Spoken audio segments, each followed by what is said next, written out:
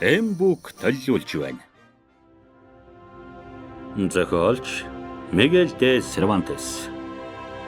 Кихот ноён.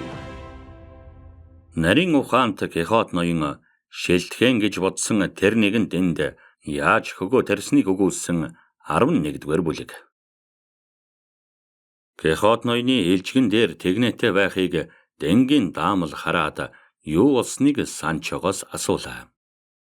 Хаднаас унаад хажуу талаа жаахан гэмтэж гиснээ зөөр гойд юм болоогүй гэж Санчо хариулв. Даамлын гэргийн гуанцны цондор хөөхөнтэй адилгүй бөгөөд ойр тойрныхоо хүмүүсийн зовж шаналхад зүрх сэтгэлээсээ тус нэмэр болооч өрөвдмтгий хүн билээ.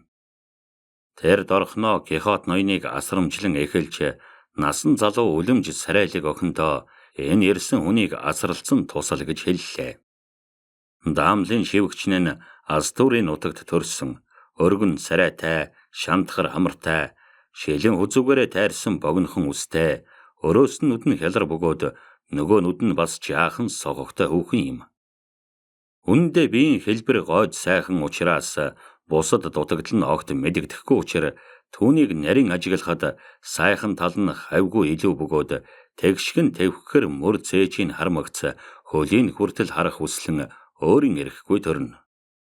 Энэ сайхан амтан бас даамлын охинд туслалцаж хоёулаа элбэж пен дотор модон ор засав.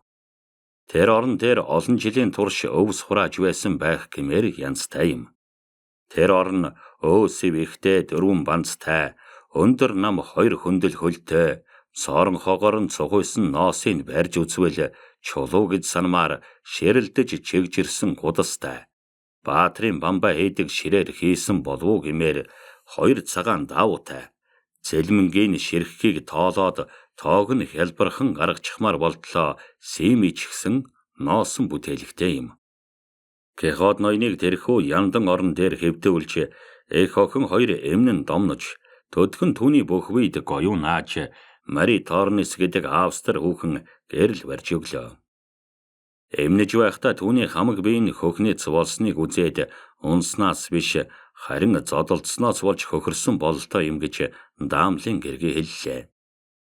Санчо татгалзаж "Үгүй, зодолцсон биш. Овон товон ихтэй шов хадан дээрээс унсан учраас хадны шовх товон дайралтсан газар бүрэн хөхөрчихсэн юм. Эзэгтэй минь, үннийг хэлэхэд энэ гоёунаас чинь жаахан үлдсэн бол хэрэглэх хүн бас би. Миний бүсэлхийгээр өвдөд байна" хэмээхэд даамлын гэргий "Та бас унсан юм уу?"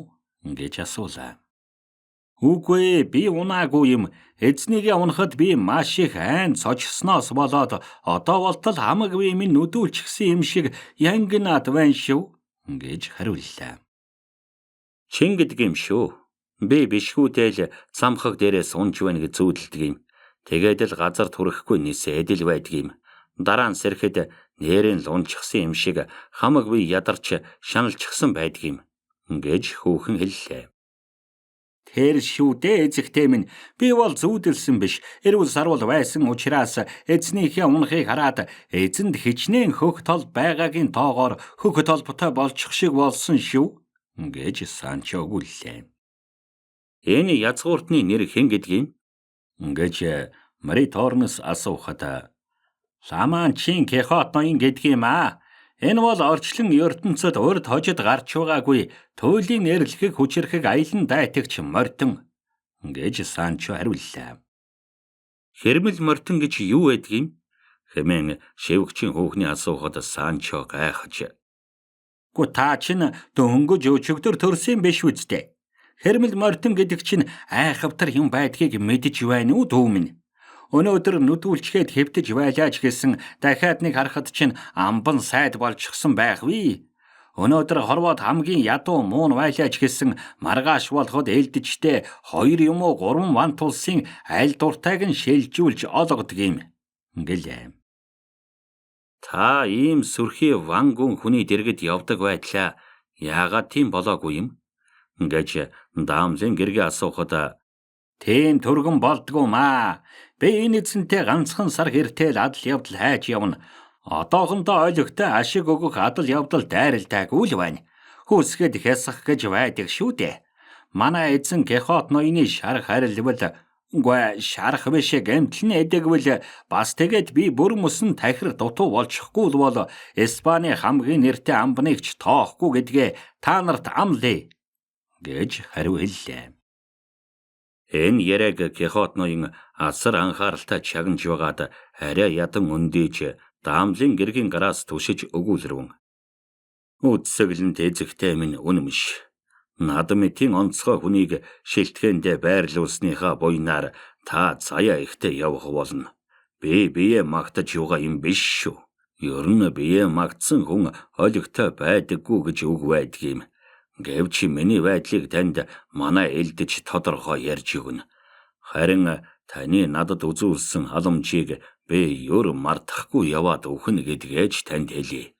Бас тэгээд миний хайрлах дурлах хүслийг Тэнгэр бурхан хязгаарлаагүй болохоор миний цээжинд нэр нь тодорхой байгаа тэр нэгэн үдсэглэн гоо хүүхний мэлмээ намайг шовдорлохгүй учраас миний дур зоргийг гоо түүний минь мэлмээ таална.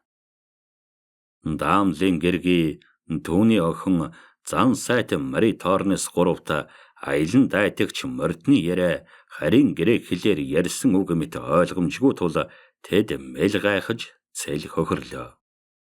Гагцхөө магтан саашааж бишрэн талархаж байгааг нь ойлгосон боловч иймэрхүү үг ярианд дасаагүй тул тэд өөдөөс нь гөлрөн гайхаж огт харь хол орны хүн гэж бодлоо.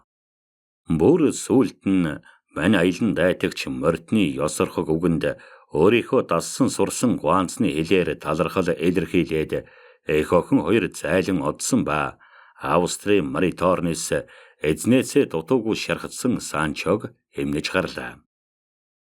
Маргааш өглөө Кехот ноён элдэжтэй хандаж өгүүлрүүн.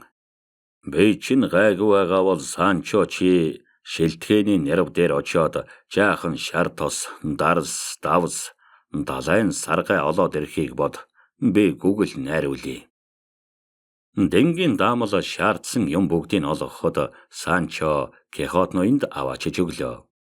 Кехот ноён түүнийг хольж хутгаад түүнээ халааж бэлэн болгоод гал дээрээс гаргалаа.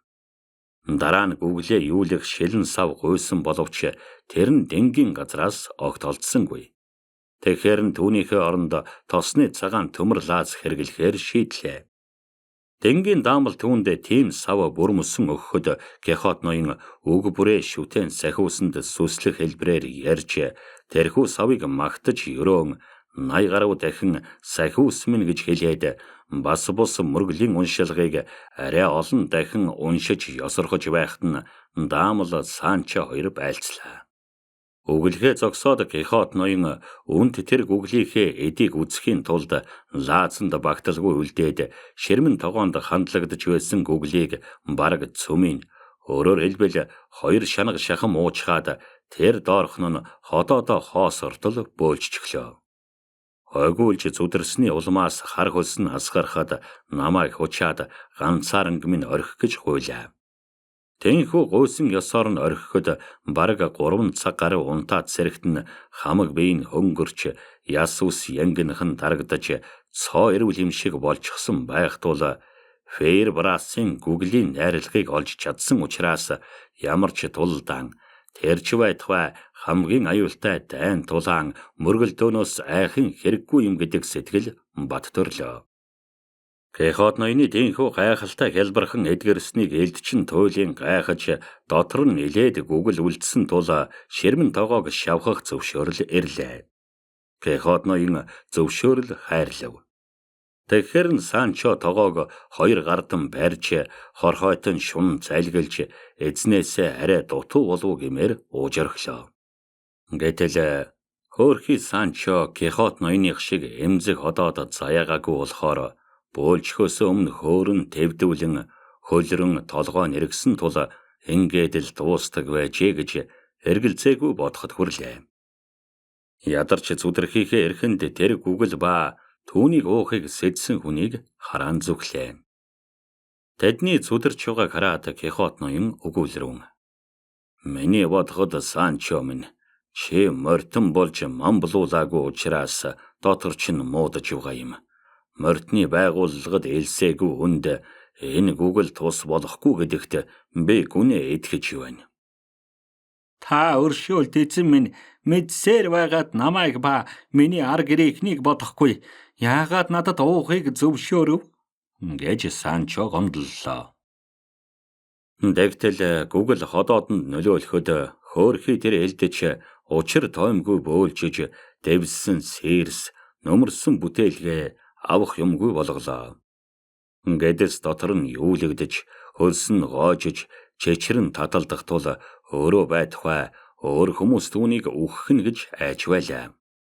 Тэр тэвдүү сандруун байдал 2 цаг орчим үргэлжлээд тадрахад элдчийн байдал эзнийгтэйгээ адил сэхээгүй бөгөөд босож чадахгүй болтлоо дороотож муудлаа. Мэдээж хэрэг энэ хооронд Кихот ноён дээрд нь тэнхрээд улмаар адал явдал хайн одохын хүслэн болж байлаа. Өөрөөр хэлбэл замдаа саадах явдал бол өөрөөс нь эхлээд хүн бүхнийг өршөөл хамгаалал гордуулж гутааж байгаа юм шиг санагдуулж байлаа. Тэрчлэн Google гайхамшигын эд шидтэй юм гэж бодлоо. Шингээд энэ хүслэндээ автагдсан Кихот ноён морь элжиг хоёроо өөрөө эмээллэж хазаарлж хаад элдчигээ түшин босгож ховцослуулаад элжигэнд нь мордууллаа. Дараа нь ажнаадаа мордож хашааны сэжвэрт очиод тэнд байгаа бяцхан жадыг авлаа. Бодвол тэр жадыг аваад өөрийнхөө орхиж байгаа бололтой юм. Хоёулаа үүдний довчоонд ойртон очиход Кихот ноён даамалд хандаж эхэмсэг бөгөөд тайван байдлаар өгүүлрүүн. Эзэн ах минь, энэ шилтгэнд таны бидэнд дэвээсэн янз янзын их тус хийсэн буян хариулж баршгүй бөгөөд үлэн мартагдах зүйл гэж би бодож байна. Хариуд нь ямар нэгэн байдлаар таны гомдоосон нэгэн этгээдээс өшөөгч нь авч өгөмж. Өөрөөр хэлбэл би бол аз жаргалаа булаалгасан өнчин ядуу хүмүүсийн өшөөг авч итгэлийн эвдсэн этгээдийг залхаах шууд үүрэг хүлээсэн хүн гэдгийг та ойлго. Сайтар бодоод үз. Хэрв тиймэрхүү юм санаанд чинь байвал эрээцээргүй надад хэл. Тэгвэл таны сансан бүхэн чинь сэтгэлчлэн бүтэж, сэтгэл чинь амрах болно гэдгийг би өөрийнхөө хамаарсан морьтны байгууллагыг барин тангаргалъя. Даамла мөн л хүлцэнгүй байдлаар хариу өгүүлрүүн. Язгуурт эзэн минь, намайг гомдоосон этгээдүүдээс өршөөлт таныг өсийг минь аваад өгөөсэй гэж огтхон ч гордохгүй байна. Хэрэгцээ тохиолдвол би өөрөө дөнгөгтэйг юм. Ганц л зүйлийг хүсье. Дурдваас манай тэнд хонсныхоо хөлсийг өршөөлт та төлнө. Өөрөөр хэлбэл морддоо тавьж өгсөн сүрэл, нохоо хошуу болон оройн хоол 2 ор хэрэглэснийхээ хөлсийг төлнө. Юу гэнэ? Энэ чинь дэм буудал юм уу? Хэмээн Кихот ноёны асуухад бас тэгээд овоохон нэртэй дэм юм шүү гэж даамал хариуллаа. Тэгвэл би чинь төөрөлдсөөр байгаад одоо хөрсөн байжээ. Элен далангүй хэлэхэд би эний чинь шилтгэн юм. Тэгэхдээ адгийн шилтгэн биш байх гэж бодсон юм. Шилтгэн биш юм бол биднээс хөлс битгий төлөвлөөч гэдгэл ганц гуйлд хэлэх гэсэн юм. Үнэн дээр аялан дайтагч морьтны дүрмийг зөрчих хэрэг надад алга. Түүнээс гадна аялан дайтагч морьтон хүн дэм буудалд хоногийн мөнгө ба бусад хөлсийг ёр төлдгүйг нотлох ямар ч зохиолоос хэлж өгч болох бөгөөд би өөрөө сайн мэднэ. Өөрөөр хэлбэл аялан дайтагч морьтон нар бол өдөр шөнө өвөл зун хүүтэн халуун ямар ч цагт морьтой явхан ангаж цанган ховцостой ховцосгүйгээр байгалийн бэрхшээлийг тэцвэрлэн адал явдал хайн зовн зүдэрч явдаг учраас хэн бүхэн талархан угтаж тусламж үзүүлж байх үүрэгтэй байдгийм шүү гэж Кихот ноён хэллээ. Даамал татгалзсан өгүүлрүүн. Тэр надад бадагвай. Монгол төл миний хэлэх үг энэ. Харин морьтон хүмүүсийн тухай үлгэрээ өөр хүнд ярьж өг. Би танаас байрны хаал хөлсийг авна. Та чинь мулгуу бүдүүлэг амьтан байна гэж Кихот ноён сөргөн хэллээ. Ажнаага тавирч жадаа урдаа хөндлдүүлэн тавиад Кехот ноён буудлын хашаанаас гарan шулуухан явсан бөгөөд нэлээд голдотлоо элдчигээ араасаа яваа эсхийг ч эргэж харсангүй. Морьтон мөнгө төлөлгүй явчихыг хараад Дэнгийн даамал хоногийн мөнгийг Санчогоос нэхлээ. Гэтэл эзэн төлөхгүй гэсэн болохоор би төлөхгүй гэж хэллээ. Өөрөөр хэлбэл Санчо аялан дайтагч морьтны элдэж болох учраас эзнийхээ баримталдаг дүрм гормыг дагах үүрэгтэй бөгөөд Гуанз дэм буудалд юу ч төлөхгүй ёстой ажээ. Даамлын уур дүрсхийч мөнгө төлөхгүй бол зүгээр өнгөрөөхгүйгээр үл барам балзаахгүй байдалд хүргэнэ гэж Санчог занлаа.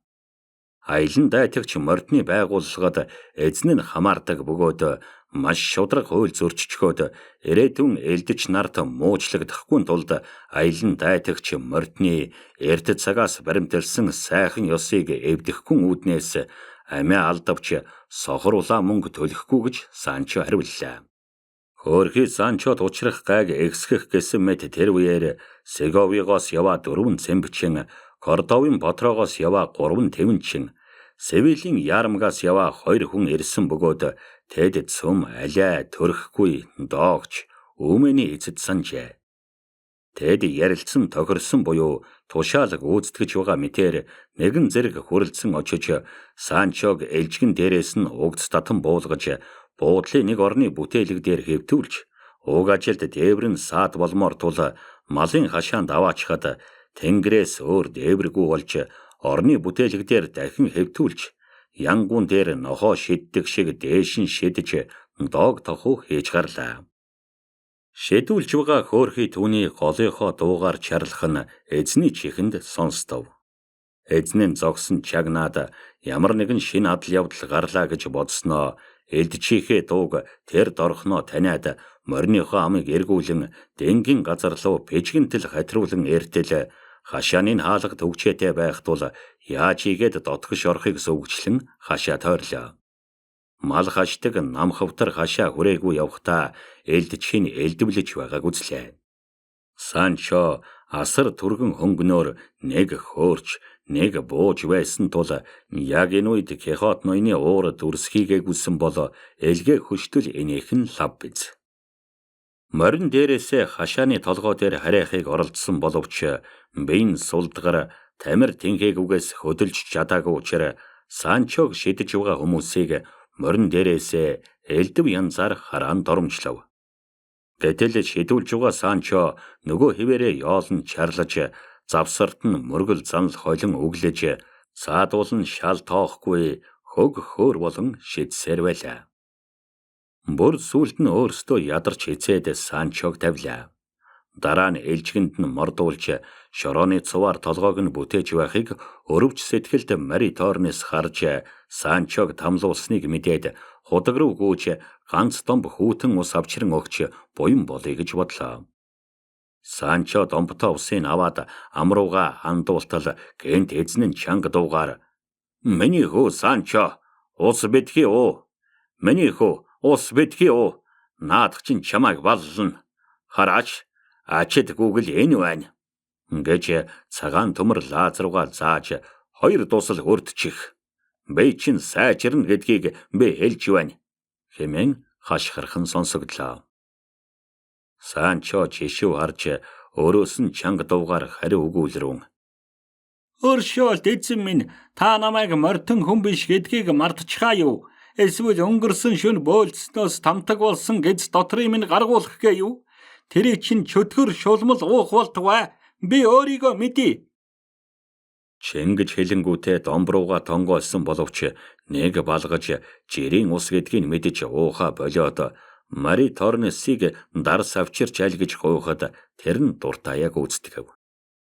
Дар суучхаад Санчо элжгээ барьж аваад хашааны хаалгыг ярж хаян үүлийн лайтай бие махбодоо зовоолгосон нь гудамжигтай боловч мөнгөний төлөлгүй эндээс салж угаадаа баярлан гарч одлоо. Тэгэвч биеийн зовоогоо зогссон бус айнын богцыг алга болгосныг Санчо сандрахынхаа эрхэнд ажиглаж мэдсэнгүй. Явсны дараа даамал хашааныхаа хаалгыг төгчгээд элдчийг тамлсан хүмүүс хаалга төгчхийг хориглов. Тэд Кехот ноёноос байтугай дугуй ширээний морьтноос ч буцхааргүй амьтад бүлгээ.